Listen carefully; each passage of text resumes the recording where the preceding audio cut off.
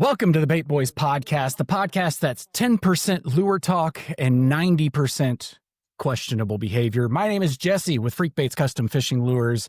And as always, I am joined by my outstanding co-hosts, Anthony from Lazy Baits Co. and Trevor from Peak Baits. Gentlemen, how's your day been? Oh, good. Just great. I believe you. I was threatened with a tea set. Yeah, so, it's good. That's what We've you get had for good at days. the tea party, bro. Well, I was asked something while I was doing something. I gave an answer that once they ran off happy, I realized I don't want to give that answer. So then they came back and they're like, say yes. I'm like, no. And then I got threatened to be hit with a tea set. Yeah, Well, that's it sounds your like you fault. deserved it. Yeah, you that deserve sounds it. like your fault. You got their hopes up. I did, on accident. But anyway, we are also joined by Matt from Giff Glidez. Matt, how are you this evening? I'm doing great. I appreciate y'all inviting me to be on. Hey, we appreciate Sure. you accepting the offer despite our reputations. But thank you for being here. We really appreciate it. And we're going to have more with Matt here in just a minute. But first, we've got some announcements. No, we don't. We don't have any announcements unless anybody thought of anything since we talked about it earlier. No. So we're just going to skip right over those announcements. Right to our sponsored giveaway of the week. Yes, we have yet another one. And this one is brought to you by Stillwater Bait Co. Woo! And I got to tell you, I'm very excited to show this stuff off. I've got it all laid out here in front of me so that I can show it very clearly. And we're going to start with the little stuff and build up to the big stuff. All right. So the little stuff, starting with some stickers. Oh, that one's upside down. Upside And so down. they're They're both upside Both of down. them. Some neat stickers. I love his logo. I like that. And Leave then, it cleaner than you found it. That's Exactly. very That's true. pretty cool. All right. So some stickers, but that's not all. Then we've got some little crappie baits. Ooh. That's actually my favorite color. It's kind of that monkey milk, peppered, like just that. It's got a little bit of a blue sheen. I don't know if that's coming through on the camera, but so that's cool. And then from there, we've got a pack of flukes and a pack of slick swims. You can kind of see those. Yeah, Nice bags. I know. Weird right? what Like, catches look my eye. Look at the back of it. Oh. Yeah, Nice packaging. Yeah. very nice packaging. But and then this is, What do this they is- taste yeah. like, Jesse? I'm not going to taste them because these ones we have to give away. But this is the cool part. So he doesn't normally sell these. He makes these just for special occasions or giveaways or donations. But they are soft plastic swim baits. But look at I'm going to try to hold them to where I don't mess up the look of them. But look at these things. Oh, nice. Oh, wow. Like, How do you get that color? I mean, I don't know. I haven't, maybe you guys know. I don't know. But look at these things. It's nuts. Yeah, I know there's I've seen some guys that use I forgot what it's called, a type of powder that they basically just sort of sprinkle into the mold. Mhm. And then when they pour that, it basically just adheres to the plastic. Yeah, And then they Trevor can knows. then they can either dip it or in a clear plastic or something, basically, so it Mhm. covers it, or they could paint them, right? But I know that there's, let's see if I can get it to focus, like at the front here, yeah, focus. There's like a metal flake. It's like foiled up oh, here. that's cool. But then there's, See- that may be some mica powder back here. But Yeah, it's- mica powder, yeah, that's what it is. yeah. Just Yeah. incredible looking. And he says he just makes these for like I said, just like giveaways or donations or things like that. And just for fun. And the ones that he has, he doesn't fish with because they're more like art pieces to him. So he's excited to get these in the hands of somebody who's going to actually put a hook in them. But that's not all. What? Because let me put these back in here so they don't get messed up. But not only is he giving away one pack of all this cool stuff, we got two full very sets cool. of everything. Exciting. 2 full sets. So that means that for this week, we're going to have 2 winners.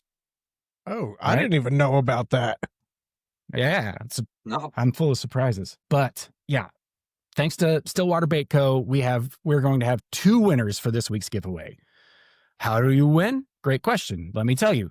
You have to go to the Bait Boys Podcast Instagram. It's at Bait Boys Podcast.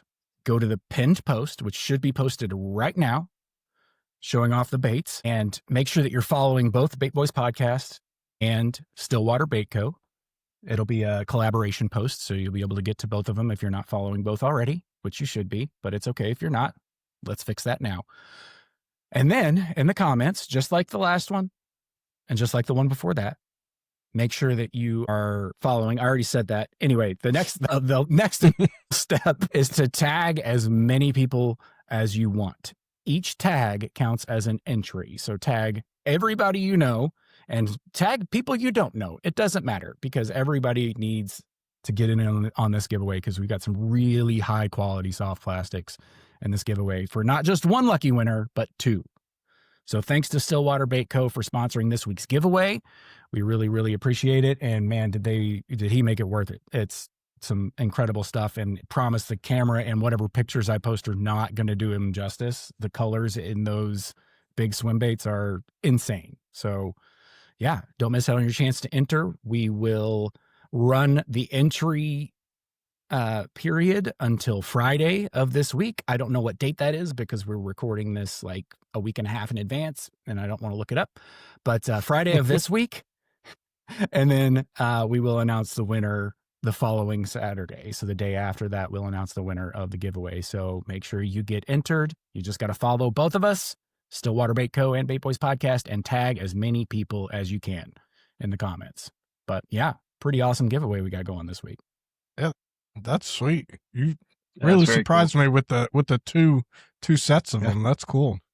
Thanks, Stillwater Bait Co. Yeah, I was surprised when he told me. He's like, I'm sending two. I'm like, are we doing two winners? And he's like, yeah, sure. Why not? I'm like, okay, great. Thank you. I appreciate it. No, it's awesome.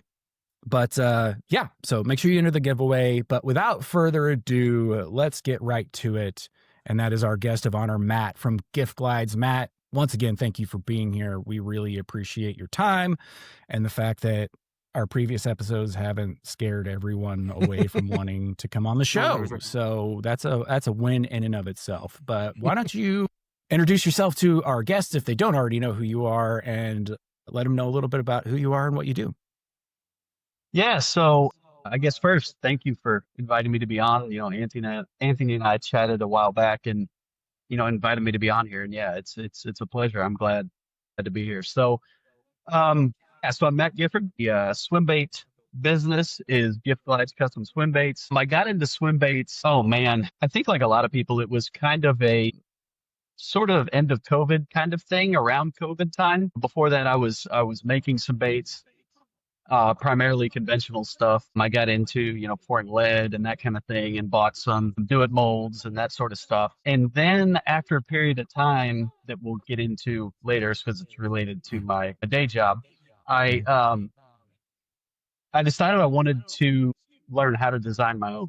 And so I just started playing with CAD and decided I wanted to learn how to do that. And so I started, you know, sort of designing my own jig heads, spinner baits, some buzz baits and that sort of thing.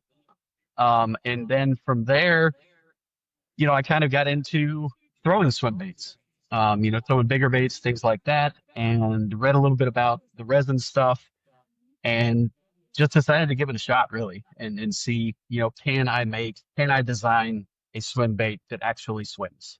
Can I design one that actually performs like it's supposed to? And that is a hell of a lot easier said than done. I mean, designing it's not in reality, designing one's not that hard, but designing one and figuring out, you know, the micro balloon recipes and everything else, and the weighting, ballast weighting and everything else to actually make it swim appropriately, like every swim bait maker, you know, that's just a long road, right? You know, to get one that actually performs correctly. And so, you know, in terms of the swim bait thing, it's been kind of I guess overall kind of a 3-year thing, although the business of actually selling swim baits, where I actually got to a point where I felt confident enough that my baits will perform and that I've gotten reasonably good at this, was really only, you know, in January of 25. And so I was convinced by a friend. He was just like, look, this bait is great. And, that's my little glide bait. He said, this bait is great. It catches fish. It swims great. You've nailed this one. Do you want to do this or not? And I guess that was sort of the kick in the pants I needed. And then in March, I sort of launched the website and everything else. And it's just sort of rolled a little bit from there. I mean, it's certainly not a big snowball, but it's at least starting a little bit, Definitely takes some time. It takes a lot of time. For sure. So you alluded to it a little bit earlier, but why don't you, we'll get into the bait making stuff in just a second. But I want to hear more about your day job, because I am very interested to hear more about that. So do you care to talk about that a little bit? Oh, for sure. Yeah. So I am a biology professor at the University of Central Arkansas. And so, I guess that whole part of my life really took away from the fishing part of my life. So I grew up fishing. I grew up in Northwest Arkansas, and the primary style of fishing that my brother and I always did was fishing in southern Missouri and the smallmouth streams. And so, we would basically, after sports events, practices, and so forth in the summer, we'd take off in the truck, drive up to the stream, and just walk as far as we could fishing. And so after high school, went to college, didn't have a clue what I was going to do. I knew that I liked biology. I played baseball my whole life. And so the ultimate goal was to teach high school biology and coach baseball. That was my big master plan. That's what I was going to do. Got into college, figured out that I didn't want to teach high school kids for a whole host of different reasons, right? For a whole host of different reasons. And I went to my undergraduate advisor and I said, if I'm not going to do that, what else is there? I'm getting this biology degree. What should I do? He goes, well, have you ever thought about research? And I was like, well, what the hell is that? And he turned out to be an individual who studied lizards in the Caribbean. And so he had a program that was funded by the National Science Foundation to take undergraduate students to the Dominican Republic on a summer research experience. And he said, you should apply to this program. And I was like, okay, sounds cool. And so, so I applied. They accepted me into the program, and we went in 1999. That they, date me a little bit, but in 1999 we went to the Dominican Republic for 3 weeks doing research on lizards, running around catching lizards and everything else. I was there for 2 weeks, and I was like, all right, this is it. Like this is what I'm gonna do, and I'm gonna go to grad school. And then that set off just a long.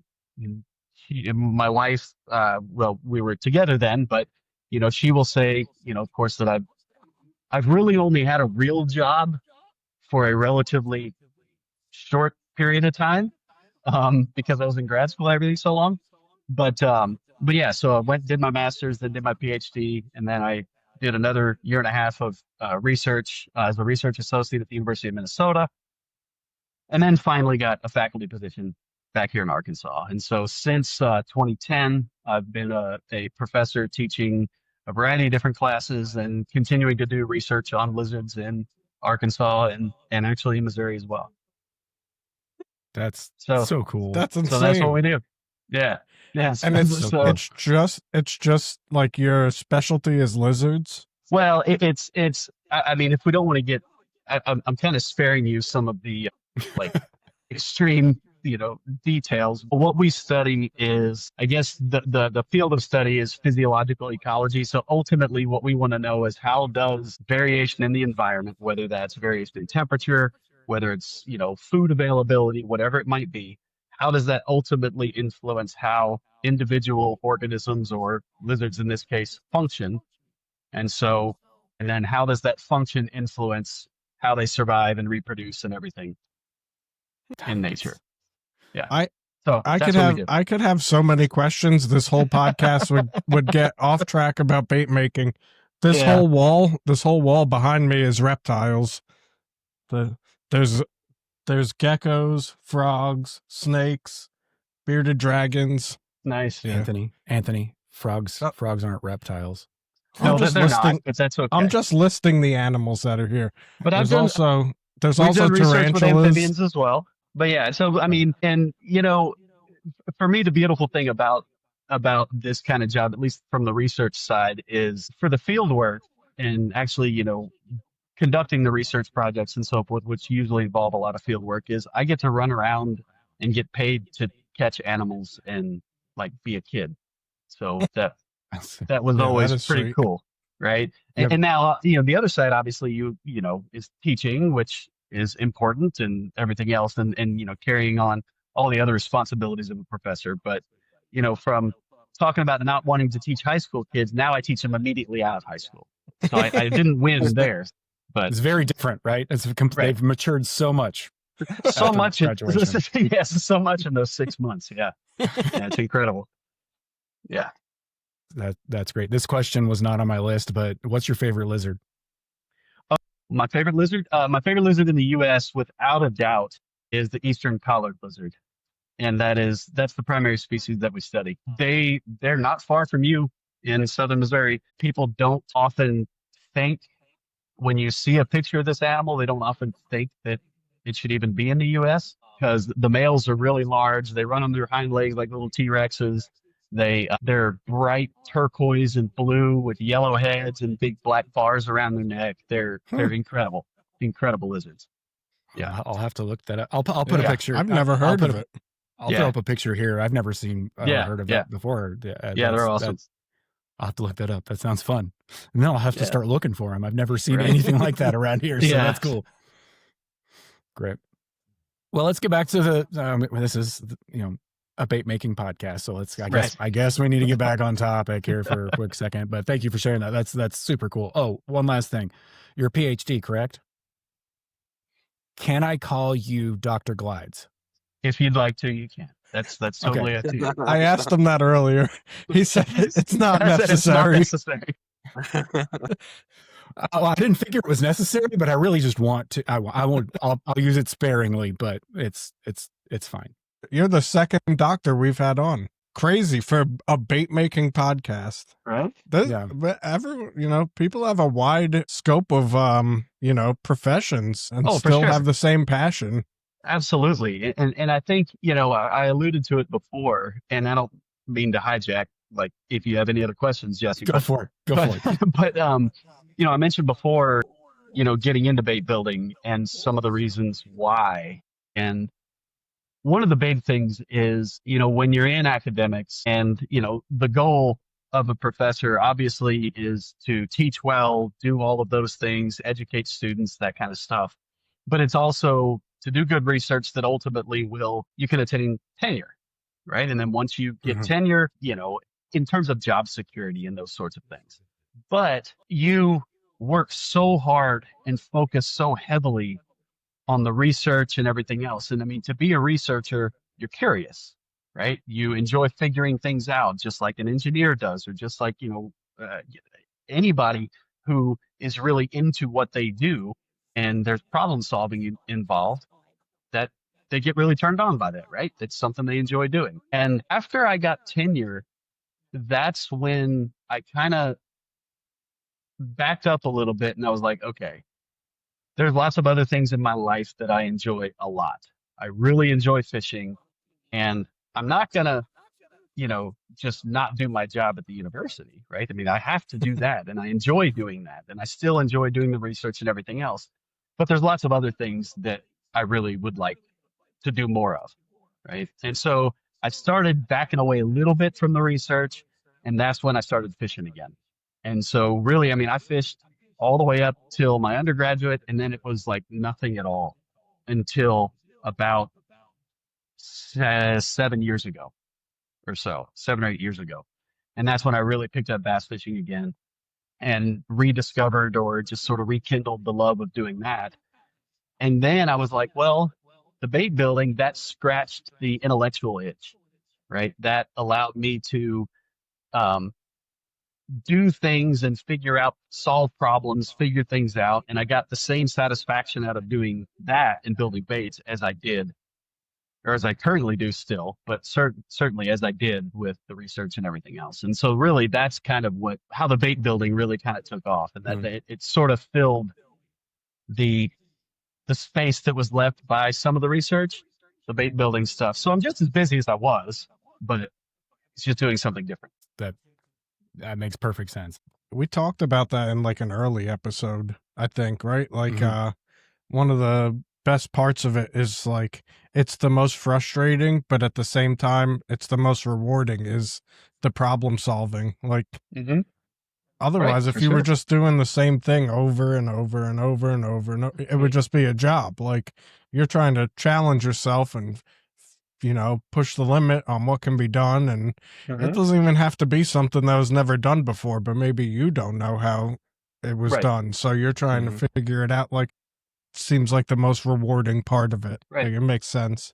Yeah, I mean, even if you're trying to do something that has been done before, right, but you've never done it, right, and you're starting from scratch, and you're just going to say, I want to figure out how that's made. I want to figure out how that works, or those who, like Jesse, carving things, out of wood, right? It's like you may see a resin bait, or you may see, Anthony or somebody else who does design in CAD do something where it's really easy to do it in CAD, but it's not really easy to do it with hand tools and blades and a block of wood, right? Doesn't mean it's not possible. It's just hard, right? And so, trying to figure out how to do that would be certainly really rewarding. It is. It definitely is. Right? Yeah. Yeah, for sure. Well, talking about designing baits, you've got quite the lineup, but there's a couple of baits that have really caught my eye, specifically as I've been preparing for this episode. I do a little bit of research. I barely graduated high school, but I like to do research. I am mystified and just completely intrigued by the jawbone. Yeah.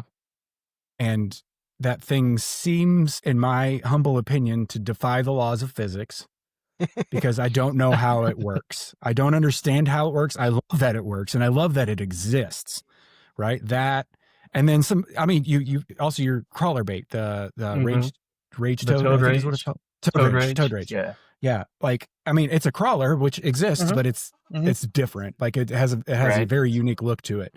So can you kind of walk us through, like, where do these ideas come from? And then how do you bring those to life in that whole problem solving process? Yeah.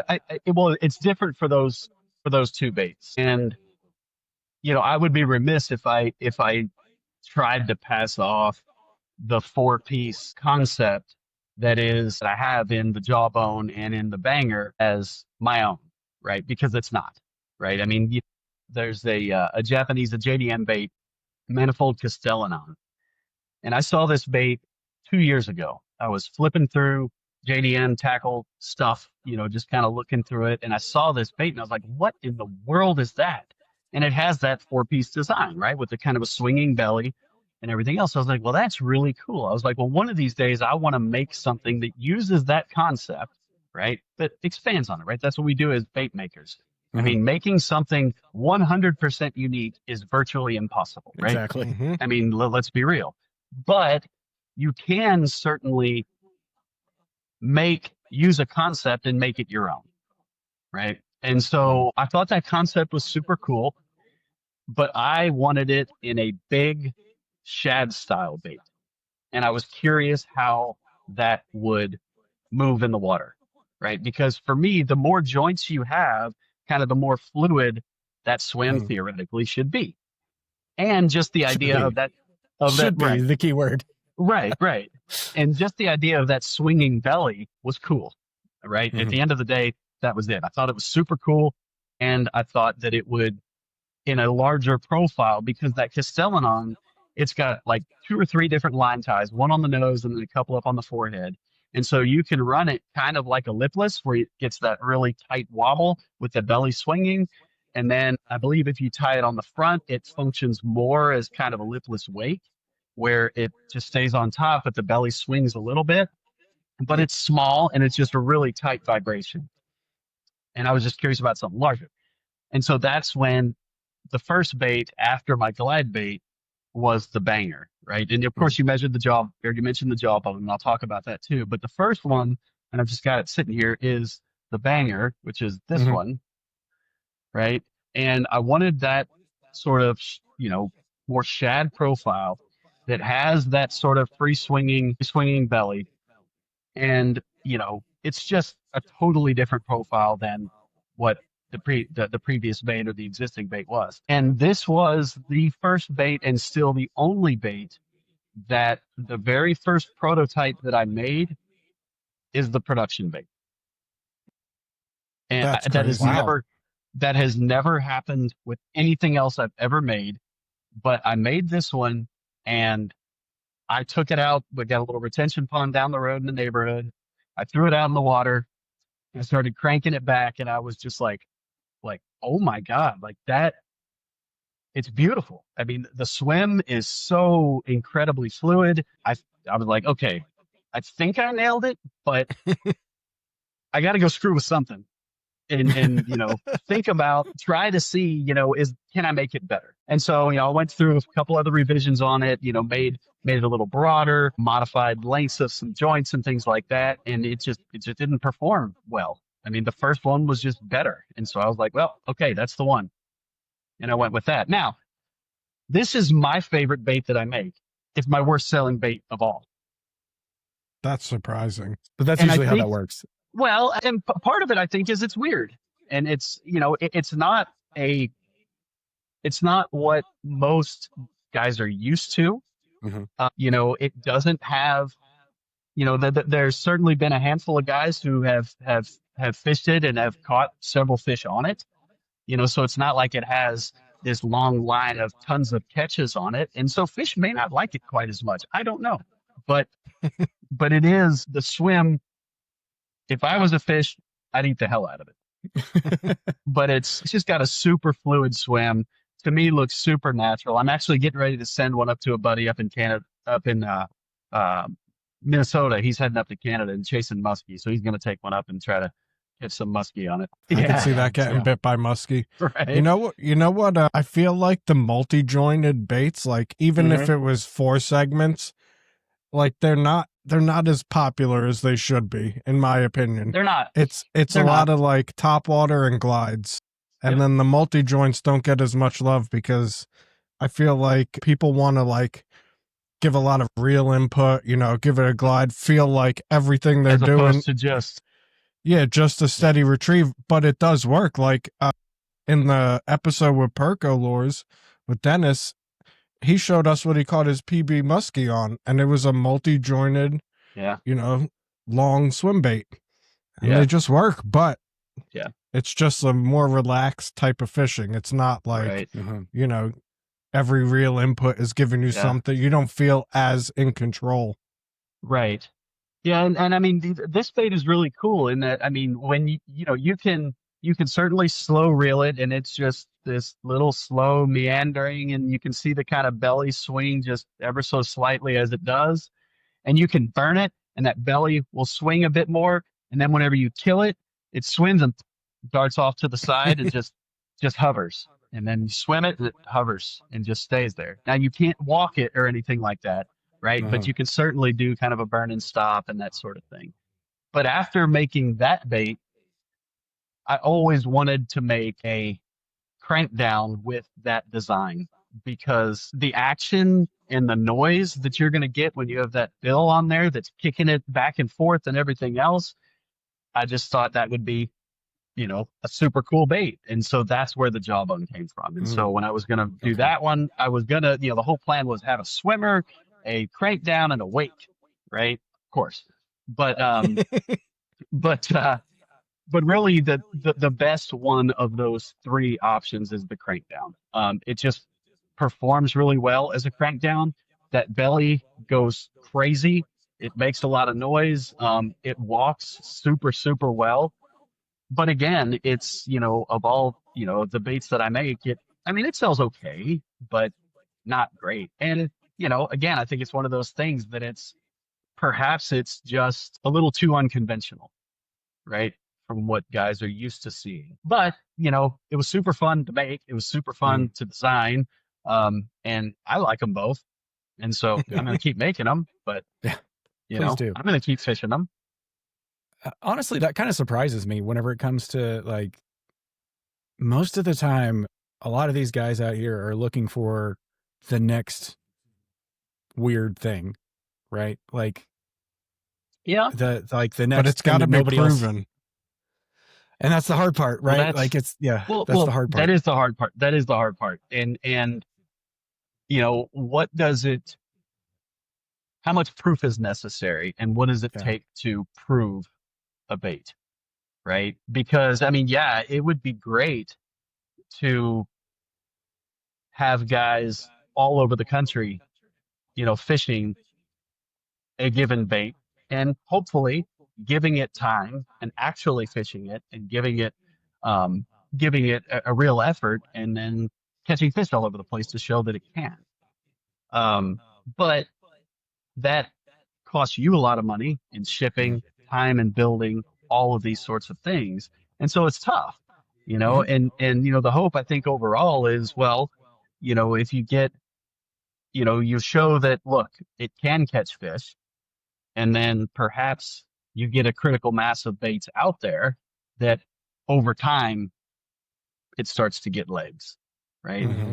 But it's tough to be that patient, right? It's tough to, you know, wait that long. And if you're as schizophrenic as my interests are, I mean, it's like, what am I going to design next? You know, so. Yep. I think we That's can my relate. problem. Yeah, definitely. It's a tricky game to play because a lot of it comes down to, are people fishing with it? Are people taking, if they catch something, are they taking pictures of it? Yeah. Yeah. Are they sharing those pictures either with the maker or with, you know, on social media and tagging the maker and like telling people about it? And are the right people, like we've talked about this before, are the right people posting those pictures? That is a huge equation that goes into all of it, to where the stars have to align perfectly in order for something to blow up as big as like glide baits. Just general, like your two-piece glide has blown up, and it's so tricky to try to play that game. But you know, it's still fun to try to figure it out and to try to figure out the new baits and new stuff to do with them. So well, yeah, and I mean, you know, Anthony and I, we've talked about, you know, some little collaborations and things, and some things that, you know, there's some ideas and some things that hopefully will see the light of day before too long. But I mean, that's the part of the building that I get the biggest kick out of, is designing, you know, having an idea, designing, can I first design that, and then getting that actual three-dimensional object in your hand, and then does it swim like it's supposed to in my head? And making that happen is, I get the biggest kick out of that. And you hope that, I mean, you know, obviously all of us, we're trying to run these small businesses, and of course they're small, but you know, and it's not my only gig. It's a hobby more than anything. You hope that other people will like what you're doing, right? Mm-hmm. And you know, at least respect what you're doing at the very least. Sure. But yeah, but the Toad Rage, that guy, let's talk about that.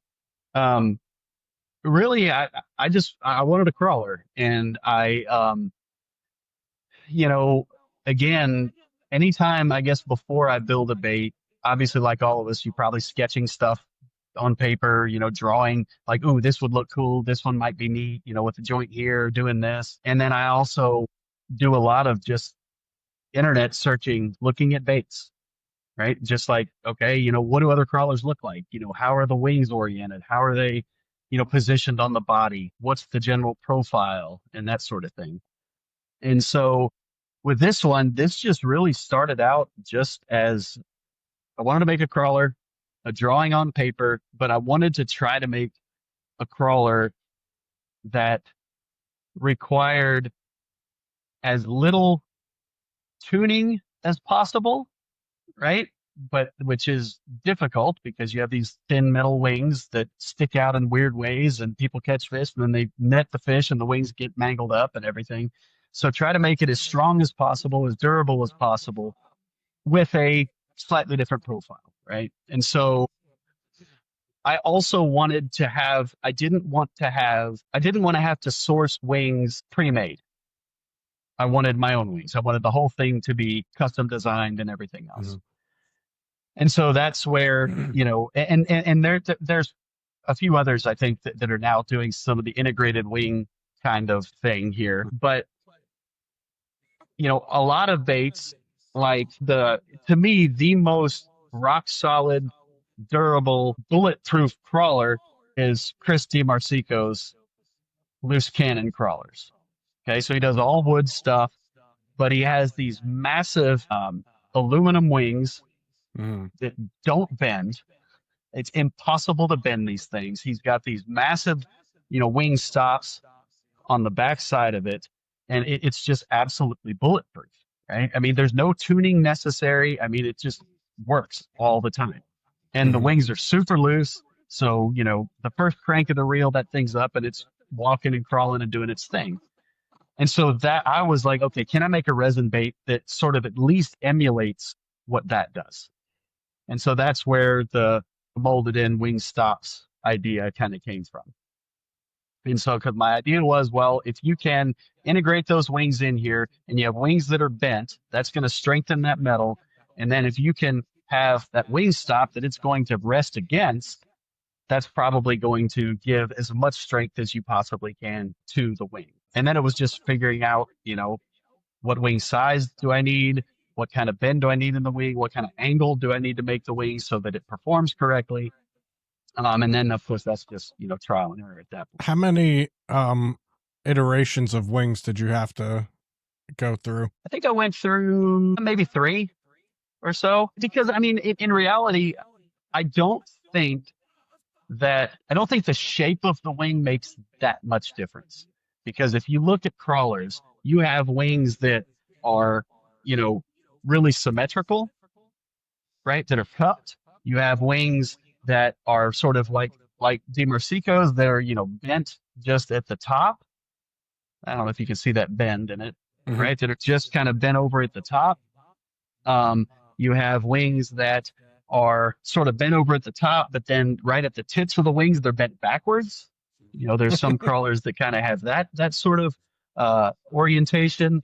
And so it was more just like, how big do the wings need to be?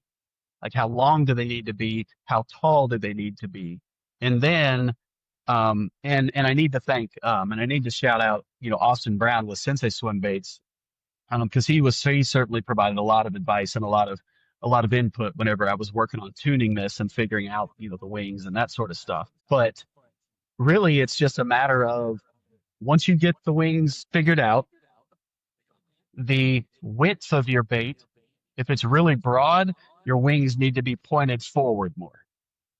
If it's thinner, like more slender bait like this, they can be almost parallel, right? Or almost perpendicular to the body axis, right? And so mine, it's broad, but it's definitely longer than it is, wide. And so mine stick out not quite perpendicular to the body, but pretty close, right? I mean, Anthony, you've got one of them, they stick out, pretty broad like that. But then the key was, when I first started messing with it, is, getting the right, kind of the right angle forward with them, right? Because so that it's catching water, but it's not catching too much water that it basically just helicopters or whatever through the water. Yeah. And so if they angle it forward just right, then it catches enough water that it's going to pull it down, but then it's going to release and kick back the other way, right? And so it's just really figuring out the bending of the wings and the angle, that it needed to be. Let me tell you, man, I designed a crawler last year and I love it. It's a little mud skipper, and I put a grub style tail I designed on it. Oh yeah, cool. And I got the wings off of just the standard cheapo wings you can buy on probably Lure Parts or something. Yeah. And they worked amazing. Like right off the bat, it worked amazing. Yes. But they would come out of tune just on a cast, like in my pool. Really? Yeah, like that's how junk they are. And that sucks. It was just like the most frustrating thing, because when they were in tune, they worked. The thing had the perfect plop, and it was just so cool. Yes. And then Yeah, I still haven't finished that, so I'm gonna have to pick your brain on how to finish that.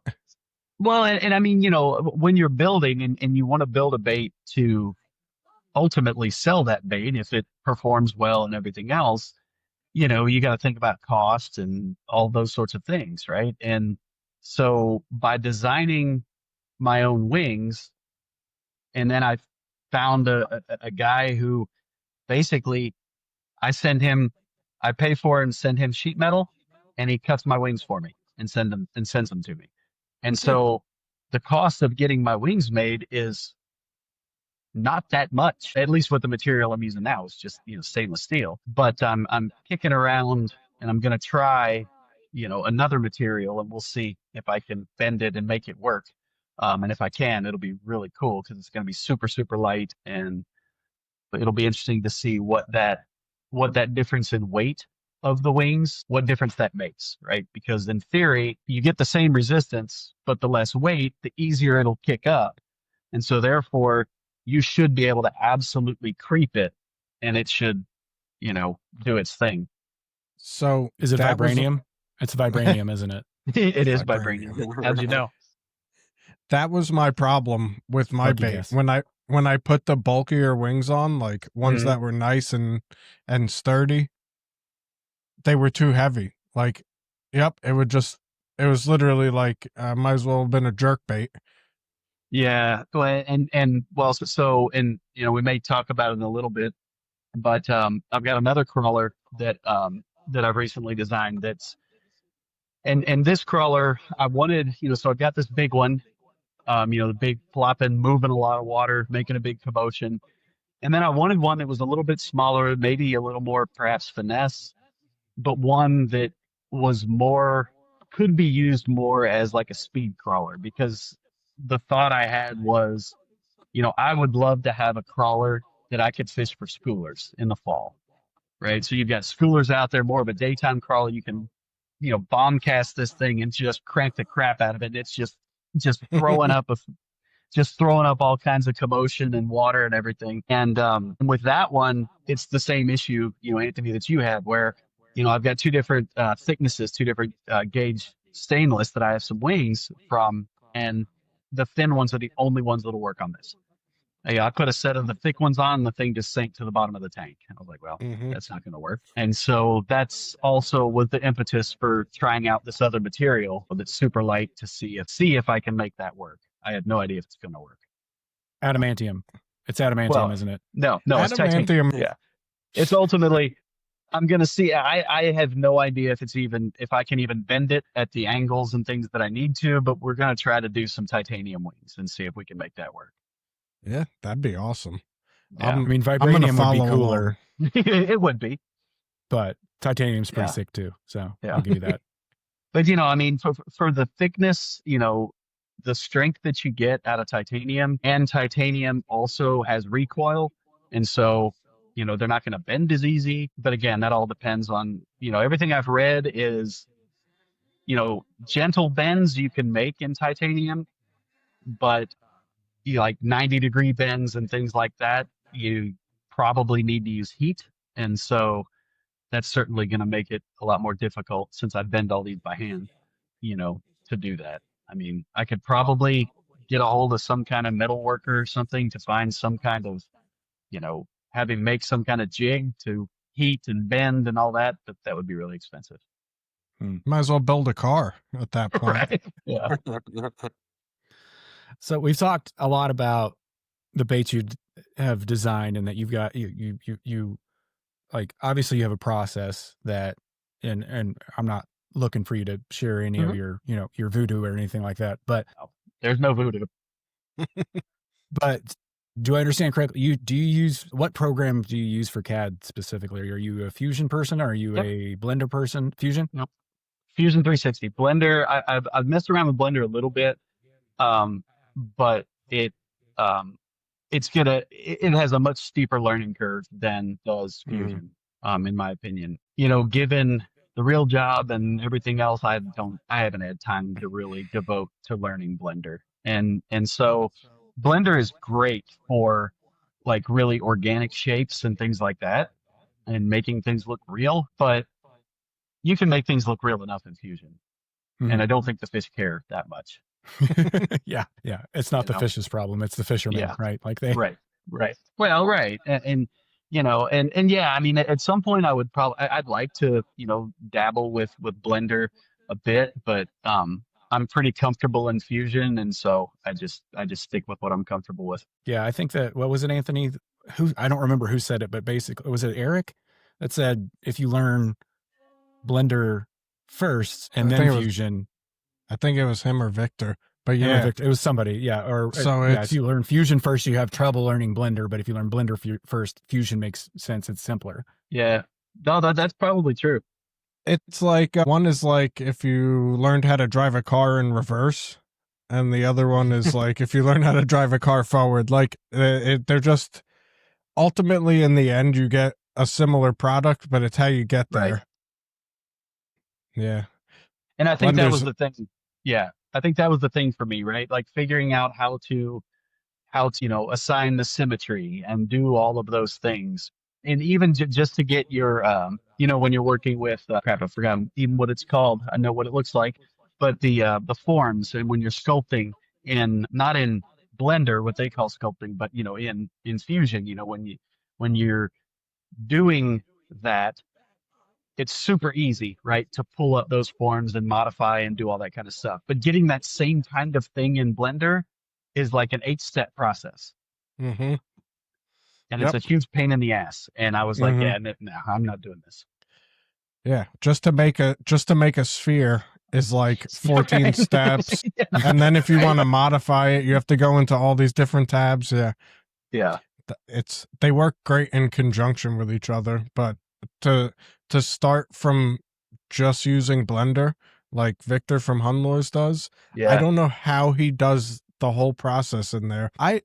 Even the measurement system, it comes in meters, right, and then you have to convert it to millimeters, but then if you want it displayed right to where it makes sense, you have to display it in inches, and it's like, why do you got to do 10 steps just to get your units right? So it's definitely super tough. Powerful.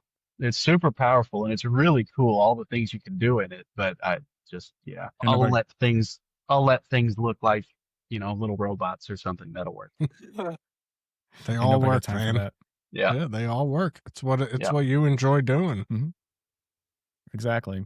Well, out of the whole process, from ideation to design to creation, to prototyping, all the way up to the finished product, what is your favorite step of the whole process? What do you enjoy doing the most? The design. Yeah, just the drawing, taking something from a sketch on paper to a 3-dimensional object that at least resembles a real animal, right? And then pouring the mold and actually having it in your hand, right? So I mean, you could make it in Fusion. You could look at it, you could rotate it, you could do all those things. You can save it in different ways and have it floating around and all that kind of stuff. But when you actually have that 3-dimensional object in your hand with the joint that's flopping around, and then you make your tail and you stick it in, you're like, holy crap, that's a fish. This is awesome. Right? Now, it may swim like total shit, but it's, But that doesn't matter at that point. At that point, it doesn't matter. Your first milestone kind of is expected. Achieved. Right. But but that the design is absolutely my favorite part. Well, let's shift gears a little bit. And I know that recently, and you mentioned Sensei Swim Baits earlier, Austin. You and Austin have been working very diligently on the Swim Baits for Texas flood relief effort. Right. So, and I know that this episode is technically going to air after that is done, but we are going to put together something from this part of the episode ahead of time to get that out there to help out. Oh, cool. Awesome. But why don't you tell us a little bit about it and let us know how people can help and what they can do in order to participate. Yeah. So, when that catastrophe happened, I was just sitting here and I was like, well, there's got to be something that we can do to at least generate more support for the folks who are working to recover everything that was lost and to help the families, that lost everything and so forth. And, we're sitting here, I'm in my garage and it may be 85 degrees out there and I'm hot and sweating, but these people lost everything. It's like, so it's like we all enjoy building baits, we enjoy fishing. And I just reached out to Austin and I was like, hey, dude, I think it would be cool. And do you think guys would respond if we did a raffle, much like Gus does for the swim baits for autism? And he was like, yeah, dude, I'm in. Let's do it. And that's just how it started. And I was like, okay, well, this is something that we need to ramp up quick because those people need help now. And so we just decided we were going to do it. The next day, I put out a post and we started reaching out to different builders. And people, I had folks from essentially all corners of the country, builders from everywhere that committed to sending baits. 95% of them have followed through. Just the other day, Bates Fishing Co., their reels, they reached out to me, sent me an email and said, hey, we want to contribute. They're contributing 10 reels. And each of those reels is going to be laser engraved with the logo that we came up with. And so we're given, so there's, like across their assortment of reels, we've got, I think, 4 of the goat swims. We have a couple of the goat 150s. We've got some hundo 100s, and these are all high end reels. Not a single one sells for less than $300 a pop. And they're donating 10 of them, and just individual people, swim baiters, swim bait fishermen, have gone into their collections and, pulled out baits and sent them to me. I mean, at this point, as we stand today, actually earlier today, I just loaded the last that I've received so far onto the website that I made, and we're at 100 raffle items at this point. Oh, wow. And to enter, guys, there's a website. And I'll send you, or you can find the website, Jesse. Yeah. Well, actually, so if you're going to post something beforehand, you can put it in there. Yeah, absolutely. I don't remember exactly what the website is, but that's fine. We'll figure that out later. Yeah. We'll fix it in post. Right, but on that website, there's a page that the header for the page is called Details, and that outlines everything, the way that this is going to work. And basically, we were originally going to do a raffle or an auction.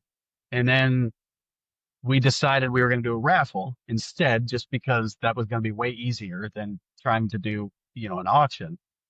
But then I started thinking about it. And so I got online and looked up, can just anybody run a raffle in the state of Arkansas or the state of Texas? And it turns out no, because it's considered gambling. And so I couldn't collect the money and then distribute that to the charity. And so what we decided to do instead was basically have everyone contribute cash money to a single charity and then email me proof of their contribution. And then I basically just have a running numbered list of individuals, the number of entries that they donated to. So basically each $20 gets you 1 entry, $80 gets you 5 entries. And then that just continues on up, right? So if you want 10 entries, it's $160 and so forth. And so then I just have a running list of numbers with names, the number of entries that each one has. And then I've got another spreadsheet, all of the raffle items. And then I'm just going to randomize the list, paste in the number or paste in the list of items. And that's who wins each item. It just figured that was going to be the easiest way to do this, as opposed to drawing individual tickets and doing it that way. I mean, it accomplishes the same thing ultimately. Yeah. Oh, absolutely.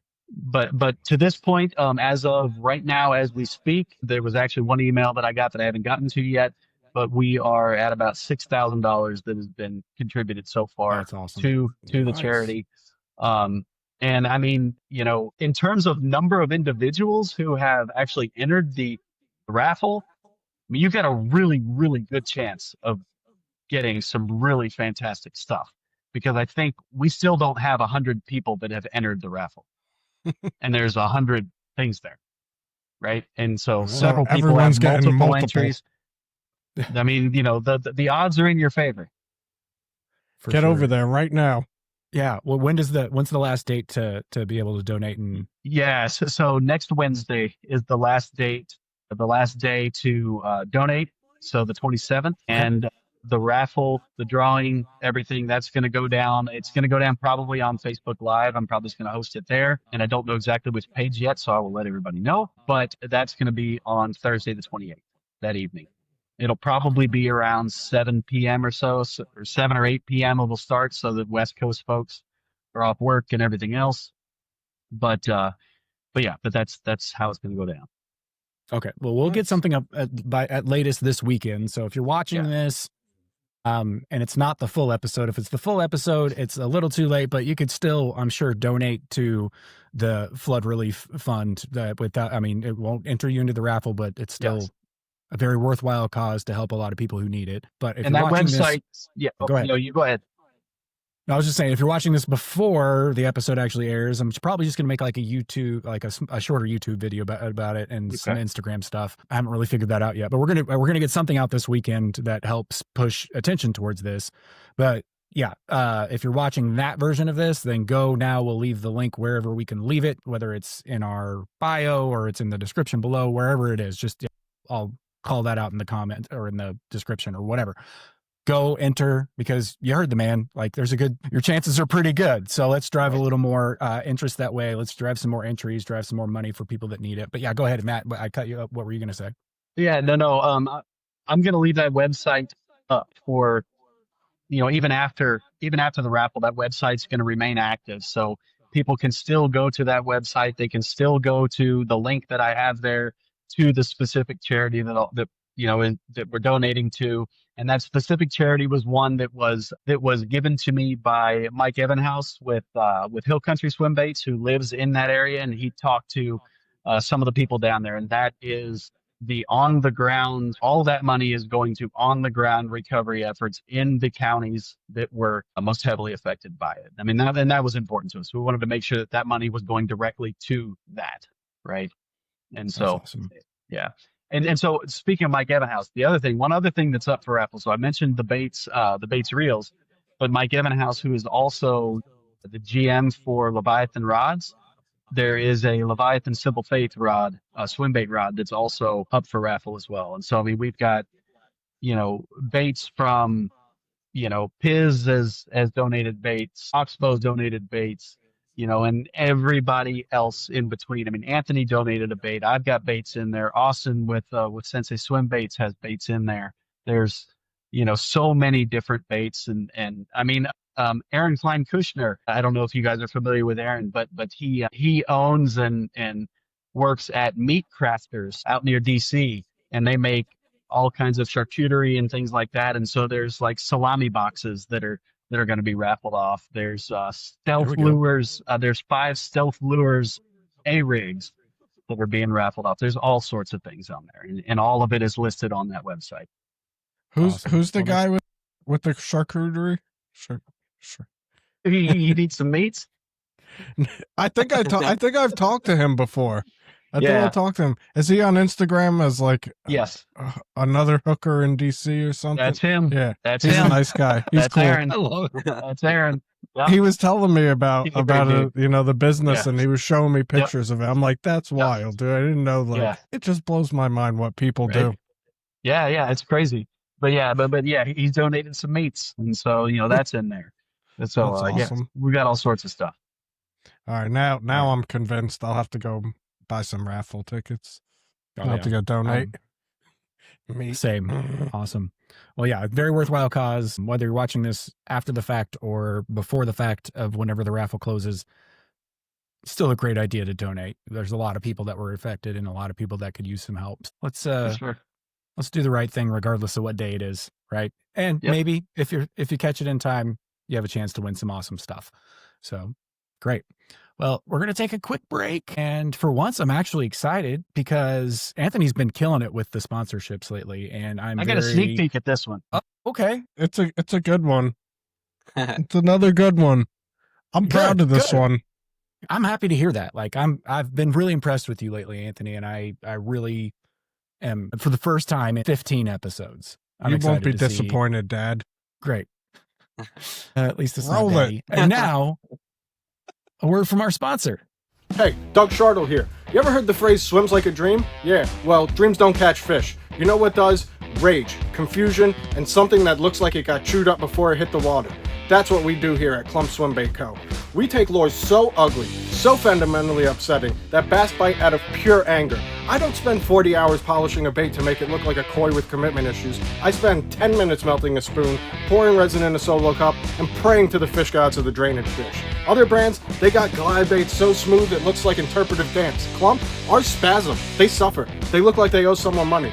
We don't sell paint schemes, we sell bite blackmail. We don't do action, we do accidents. And if you're wondering whether our baits are tank tested, buddy, my bathtub is permanently stained and my wife is permanently gone. So if you're tired of lures that fish politely, ignored like vegan hot dogs at a barbecue, step into the mud pit with Clump Swim Bait Co. Because real baits ain't pretty, just dangerous.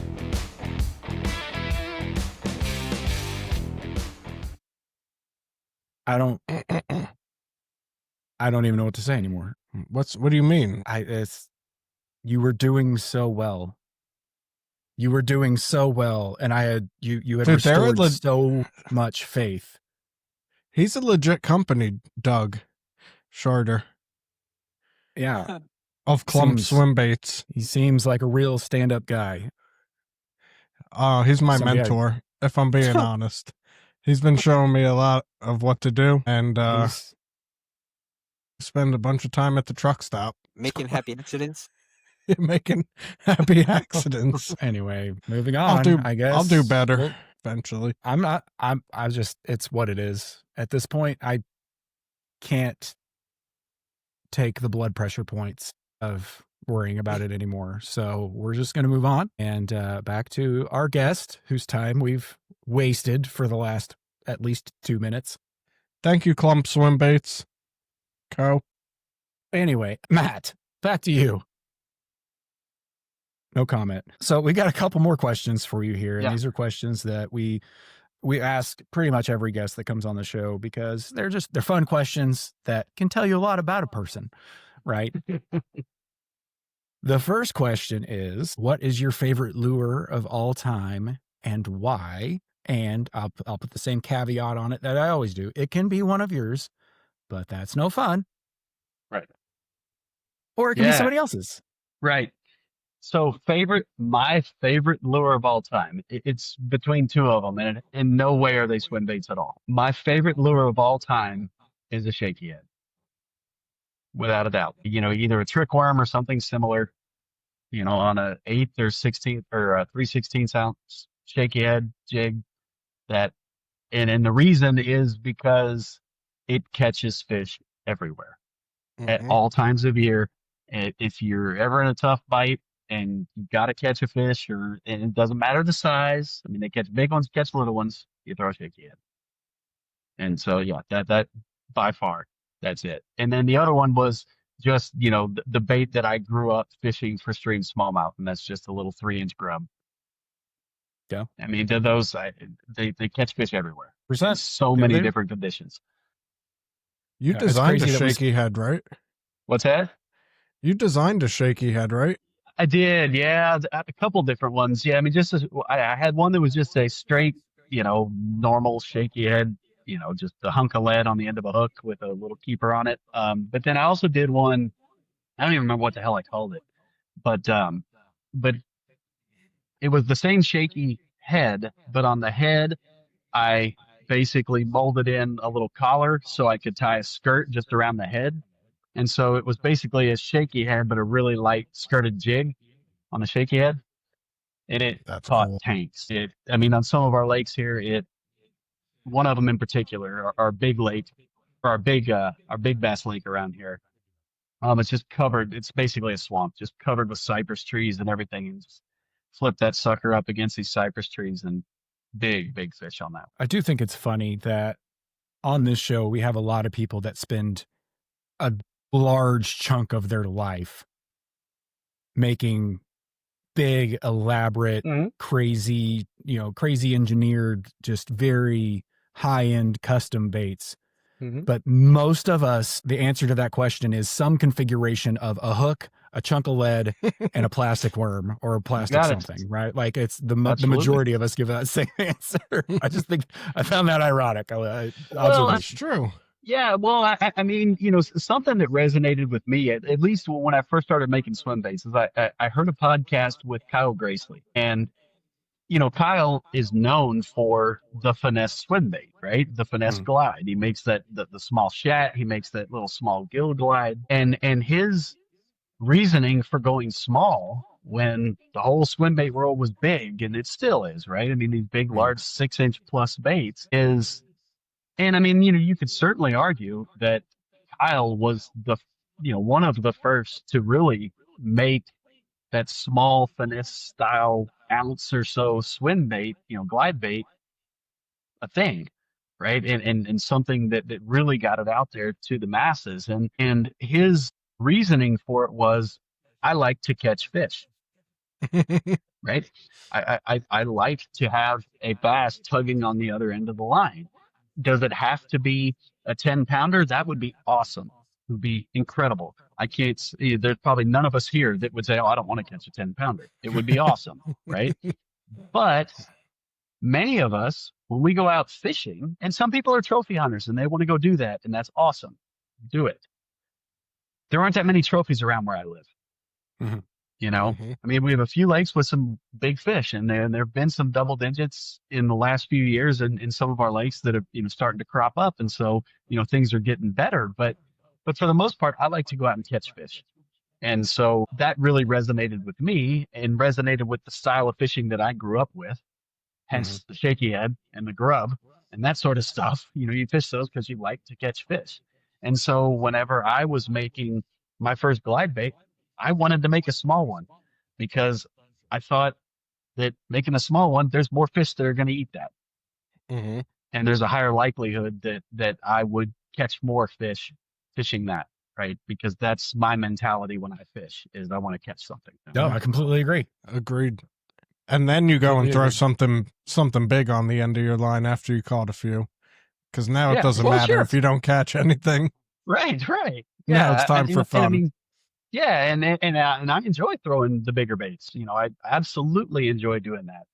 But, I mean, the bigger baits, the whole goal of that is to catch giant fish. And it's not going to happen every 5 minutes, right? Like it's not going to happen. No. And if you just want to, the tug is the drug, right? Like you want to feel that pull on your line. And I know, I completely agree. And for someone who's not caught many large fish personally, sometimes when I'm having a rough day on the water, I'll tie on a rooster tail and just throw it around for a little while. I'll catch a bluegill. Yeah. You'll catch maybe something. A little bass. I actually caught a really decent sized smallmouth on a rooster tail one time. But it's like sometimes you just need a bite. And then like Anthony said, you can upgrade, you can upsize and get a little bigger to once you get your confidence back. But sometimes you just need the bite. Yep. Yeah, definitely. All right. Well, my next question here is one that we just recently started asking. All right. And I want you to tell us something that your followers and or our followers would never guess about you. It can be fishing related or non-fishing related. It doesn't matter. Just something that anybody that doesn't know you personally would never guess about you. Well, the professor thing's out the window. Yeah, I was going to say, out the window. Put the cat out. So I guess it would be that I played college baseball. There we go. I mean, so, I started playing baseball when I was 5 and played till I was 22 and gave up the ghost. Probably my sophomore year, realized I wasn't getting drafted. So that was, baseball was a huge part of my life, forever. What position? Shortstop. Oh, the hardest. Well, second hardest. I think catcher is probably the hardest position. If I'm catcher has a lot more responsibility for sure, for sure. But I mean, shortstop, they're typically, athletic and have a good arm. Yeah. And good reflexes too. Yeah, right. I mean, you got to be reasonably quick, which I guess I was quick enough for the level of college ball that I played. but I'm certainly not a cheetah or anything.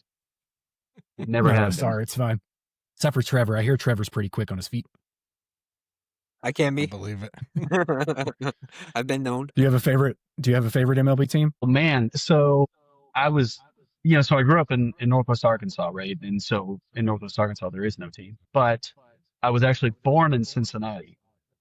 And so growing up, I was a Reds fan just because my dad was. My dad was a Reds fan back when, the Big Red Machine, and they were winning World Series in the mid-'70s and everything else. But then when I went to grad school, my wife is from St. Louis. And so when I went to grad school, it was in St. Louis, and I very quickly became a Cards fan. It's hard not to be. My boy, there we go. But that was also the Pujols years. So it's very easy to be a Cards fan during those 10 years when Albert Pujols was there. Yeah. And the not so easy right now. The whole crew. Yeah, no, right now it's pretty tough. Yeah, we're suffering, but it's fine. It's okay. Yeah. Still bleed red. Everybody bleeds red. Ha, gotcha.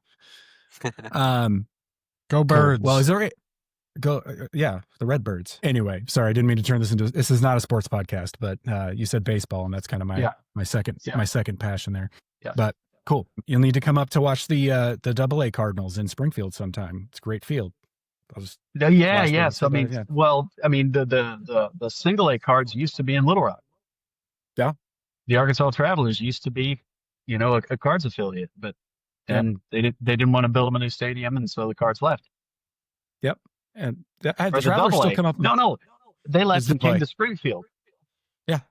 Yeah. It's AA. Right. Yeah. Because they play the Travelers a lot. Anyway, sorry, sports. Yeah. Anyway, but I highly recommend. So Matt, again, thank you once again for hanging out with us tonight. We really appreciate it. Lastly, is there anything else that we didn't cover tonight or anything you got coming up, or anything that our viewers should be on the lookout for from Giff Glidez? Right. I guess the only thing that's coming up here pretty quick, the only other bait, there's that other crawler that I mentioned, and it's like I mentioned, it was one that I wanted to be more of a daytime style crawler, more of a perhaps really, good for schooling fish and things like that. And I designed it, I drew it, I got one here, I drew it, designed it, and then I made it, and I was like, man, that doesn't look the way I want it to look. And you'll know why here in a minute. But whenever I swam the thing, I was like, it performs exactly what I wanted. So I said, the hell with it. We're just rolling with the thing. And so I decided to call it the Pocket Rocket. And interesting. There's the crawler. And that's the angle that's not so good.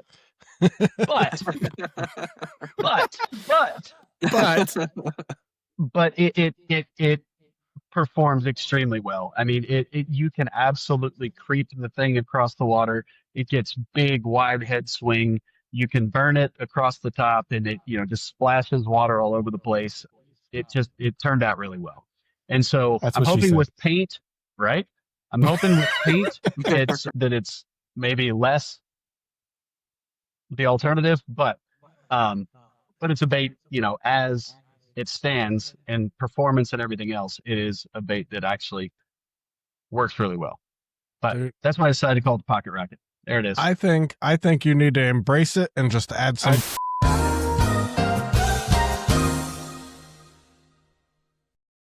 I mean, with this one, it's got the same, the same wing stops and everything as the other one.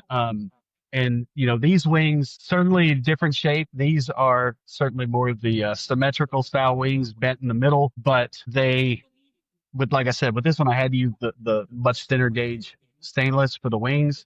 And this is the one that I've got some titanium wings coming for to see, can I bend them and so forth. But with all of my crawlers, replacement wings, I've got loads of them out in the garage. Replacement wings are available. And so if they bend out on you or anything else, I don't foresee that happening often. I fished mine the other night, and that thing, it's got some durability to it. And it crawls super nice, slow, but also fast. Mm-hmm. It actually performed really well fast. And I was night fishing, so I mean, I could barely see it, but I could hear it. And right. you know if it's working or not, if it's helicoptering or if it's not plopping. Right. Yeah, it was nice. The first night I went out and fished it, I caught an 8-pound channel catfish on it, and it didn't bend out the wings. And I netted it and everything, and didn't bend out the wings. I was like, okay, well, that's a good sign that you know, that it's top gonna water hold catfish, up. Right? Yeah, that was a surprise. Huh. Don't hear about that too often. No, that's awesome. All right. Well, we will leave links to all of Matt's socials, website, everything in the description below. So make sure you go follow him, follow Giff Glidez on whatever's available. I'm assuming your normal major platforms Instagram. And stuff. Facebook and Instagram are the main two. Yeah. No TikTok? I mean, I have one, but I like never post anything on it. So TikTok is super weird to me. And I've never gotten fully on board with TikTok. It's strange and confusing, and I don't like it, so I don't have one.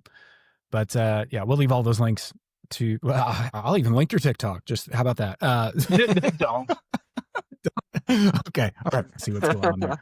But no, we'll leave all those links in the description below. So make sure you're following Matt, and also make sure you're getting in on that raffle if there's still time left. If you're watching this with time left, to donate to the Texas flood relief and possibly win you some cool fishing gear, some baits, some tackles, some rods, reels. Sounds like you got a little bit of everything in there. But once again, thank you so much, Matt. We really appreciate it. We're not done with you yet.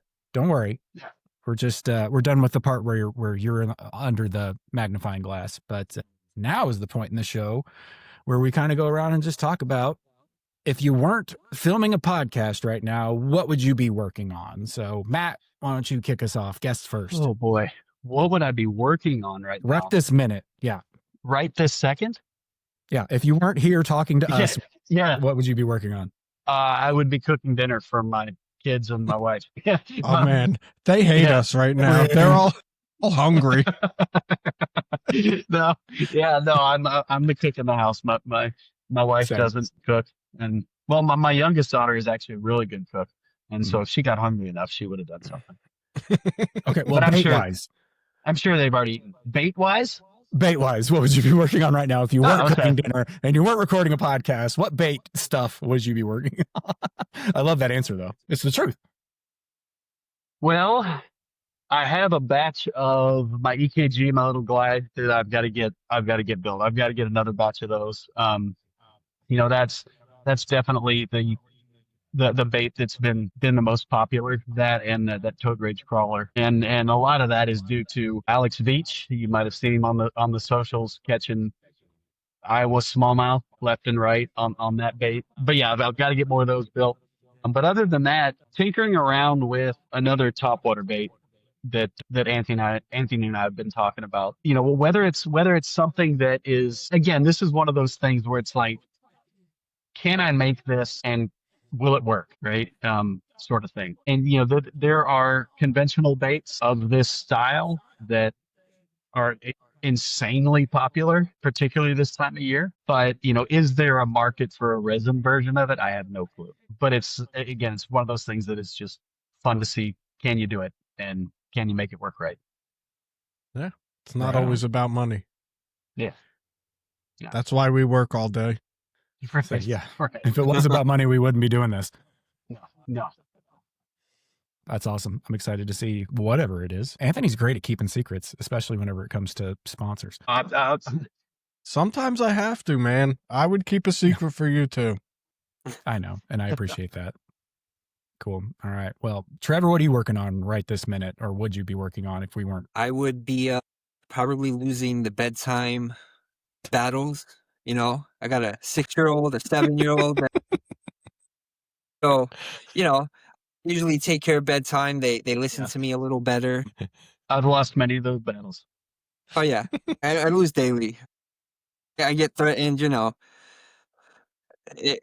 It's good. I am raising them. They're like me. I can't be mad that I get my stuff back. Yeah, that's true. Little Trevs.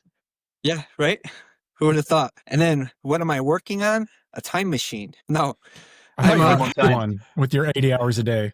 I was trying to put Batman and Time Machine together. I'm like, when did they do that? I wish. No.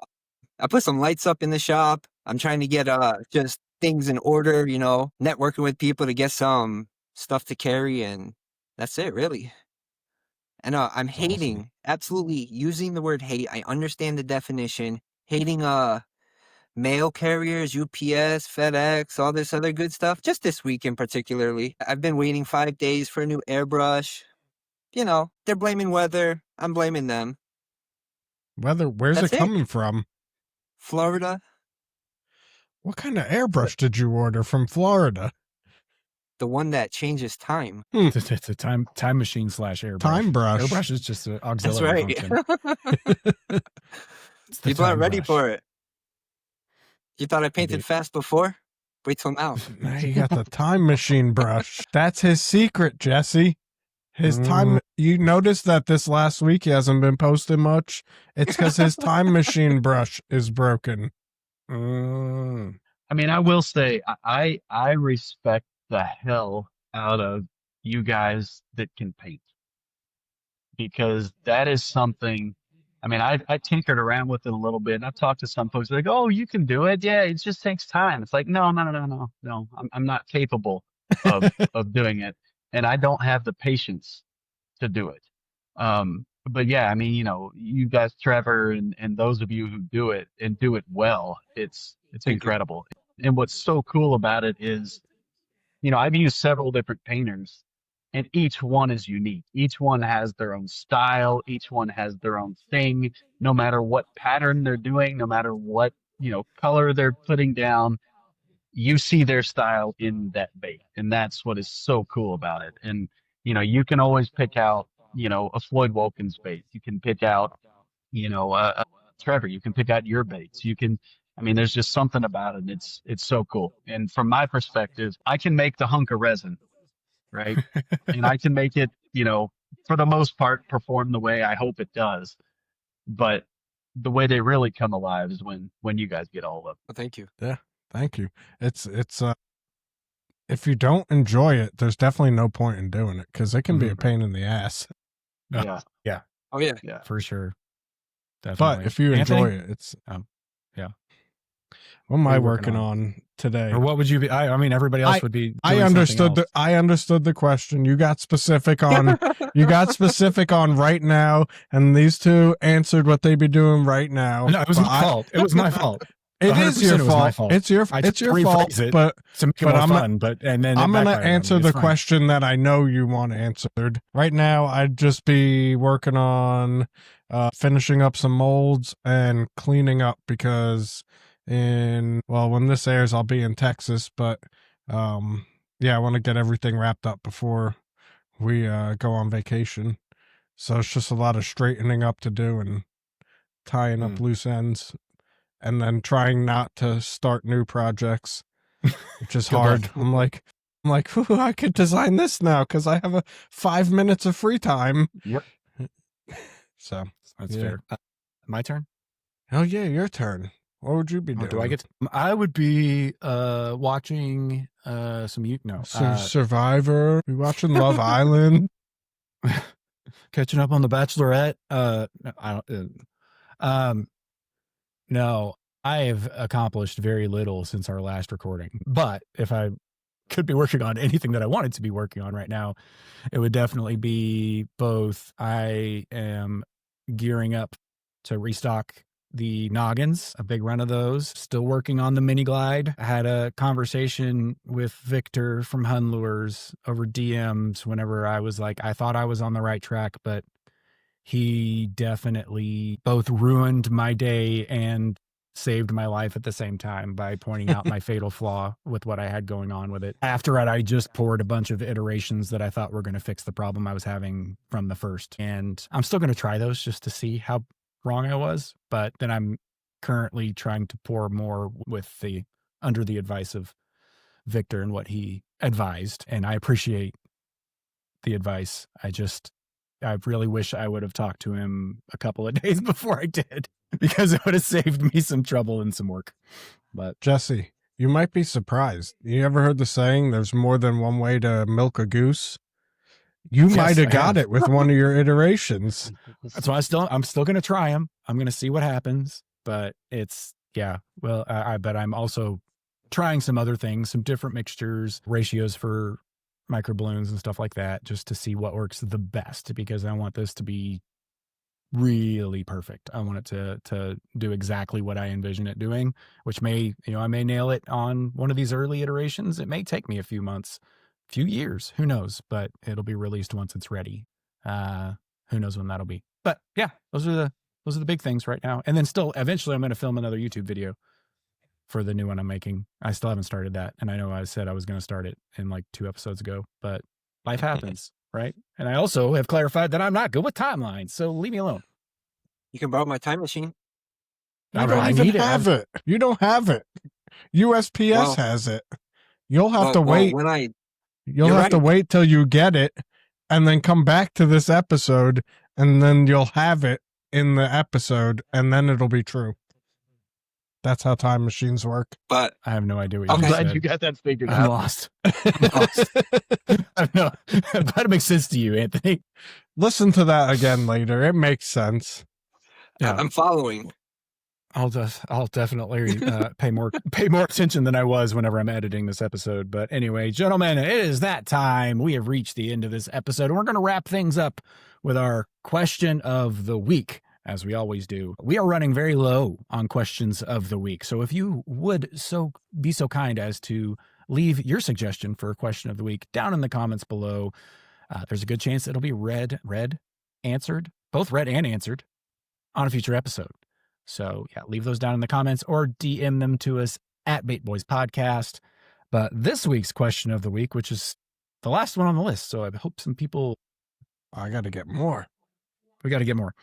Because this won't go out before we have to have more. But we'll figure it out. Don't worry about it. That's the future's problem. But anyway, this week's question comes from Ethan. And Ethan asks, what is it about early morning that makes freshwater fishing so good? What is it about those pre-dawn, after dawn hours?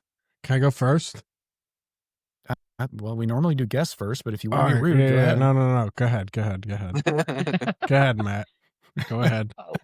Well, I mean, number one, I guess, is it's not always good pre-dawn or in the morning. Sometimes it sucks. True. I guess if I can pull on my biologist hat, it probably has something to do with the movement of bait fish to cooler waters overnight, and the shallow water cools more, at least in the summers. Shallow water is going to cool faster than the deeper water, and they're probably going to move towards that, and that's going to draw the predators in. And so that would be, at least, shooting from the hip. That's what I would say. I'm convinced. I'll trust your opinion. Yeah, I like that answer. Obviously qualified to give that answer. So I was just going to say breakfast is the most important meal of the day. So his answer is much more legit than mine. Yeah, we should let you go first, definitely. Trevor, what about you? What do you love about morning fishing? I like it because it allows me to creep up really stealthily using the dark to my advantage so the fish don't see me coming. And then, just throw something at them. They're like, and then I catch them. Solid. Well, I mean, the lower visibility probably plays some role. It's a good tactic. That's why you use loud baits and chocolate milk water, right? Yeah. I didn't know Trevor was so stealthy, but, Oh, Trevor's is. Batman. He's Batman. I can be if I need to. My alter ego. You will be. I've been known to be. Jesse? I like it because it's peaceful. Like I don't have any really good, like, I've had, it's been hit or miss for me fishing in the morning, but it's usually, no matter what time of year it is, the water's usually calm. It's very quiet. It's very peaceful. It's very, like, there's not a lot of distractions. It's just you in the water. And that's what I like about it. Like, regardless of if I catch a fish or not, it's kind of my favorite time to fish if I can get out there that early. Like we've said before, I have to drive quite a ways to get to any reasonable fishable body of water, but it's still, if I can get out there early enough, like just as the sun's rising, that's kind of the spot to be, in my opinion. I think it's super peaceful. It's very calm. nothing like you don't have to worry about anything. You just make your casts. And if you catch a fish, awesome. Yep. I worry about something. You know how many deer have jumped out at me, scared me, hopped across the trail? Like, you don't know they're there. They know I'm coming. Why don't you move before I get there? And then they wait till you're like 10 feet on them, and then your headlamp will flash on them, and then they're like, come on. So they're stealthier than you. Oh, very. That's scary, man. You got stealthy deer. Listen, Stealthy when we're talking about Missouri and Arkansas, like it depends on the time of year, but it's an opportunity at dinner there. It's true. But It's true. I love it when deer jump out. I think it's fun. I think it's yeah. Oh, it's good. But, you know, you're there, you're in your own head, you're not hearing much, you know? And then all of a sudden, oh, shit. Yeah. You're going to need a reel there. That real screech. Yeah. That's fair. You'll need a few in this episode. It's all right. Yeah, it'll be all right. No, all good answers, I think, and a great question. But yeah, that does it for this week's question of the week. Please leave us your suggestion for question of the week down in the comments below. And while you're down there, why don't you just give a little nose nuzzle to that like button, right? And maybe a little weenus punch to the subscribe button. Because we're as of recording this, we're super close to passing 100 subscribers. And I mean, I'm hoping by the time this episode goes out, we pass it, because please. Didn't we say that last episode? We did. And we've gained 4. We were at 92. Yes. We are now at 96. So, hey, that's pretty solid, growth. Dude. All growth is good growth. So I'm not complaining about it. I'm just saying it'd be really cool if we could pass that 100 subscribers. Oh no, dude. My stomach keeps growing. I don't think it's too healthy. That got to do with subscribers. Oh no, he said all growth is good growth. Okay. I was like, I'm not sure what you're talking about, but I'm gonna smile and nod as I normally do. Okay. Anyway, Thank you for sticking through with us to the end. Thanks again once to Matt for joining us. Thanks again to Stillwater Bait Co. Don't forget to go to the pin post on our Instagram and enter that giveaway. 2 packs of amazing soft plastics. Don't forget. But yeah, thank you for sticking through with us to the end. And as always, we will see you next time.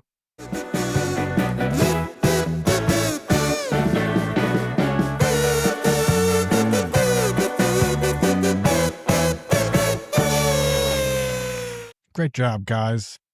Nice Thanks, work. Dr. Glidez.